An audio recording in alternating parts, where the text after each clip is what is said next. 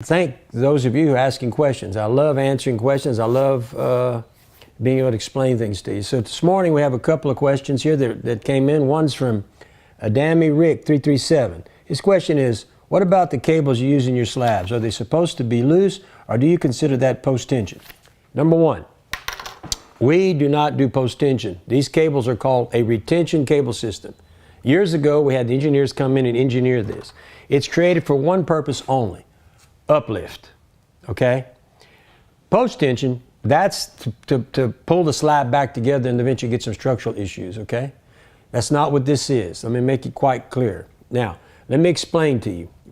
Retention cable system. We put a grid of cables. They're laid on top of the ground. They're not tight. They're just laid down. Okay? Attached to every post. There's a grid of cables within that system. From post to post, there's one that goes angle 45. And then what we do is we pour all the concrete on top of these cables. Now they're all attached to each post with a large anchor bolt. Okay? And they're tied, and they're tied. Everything's tied together as one. So all the weight of the slab is now transferred to the outer perimeter of the building. Okay?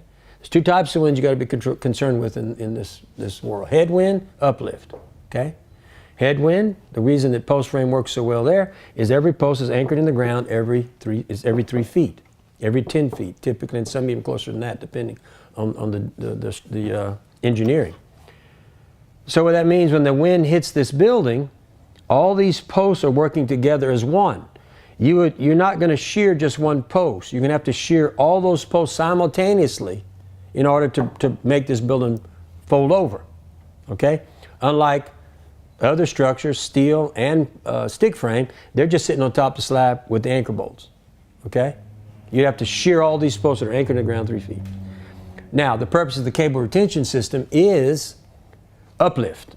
Uplift is, let's say a tornado is moving around, bad storm, whatever, and they're trying to just suck things up. The only way to stop that is dead weight. So what we designed many, many years ago was we transferred the dead weight of the concrete to the outer perimeter of the building.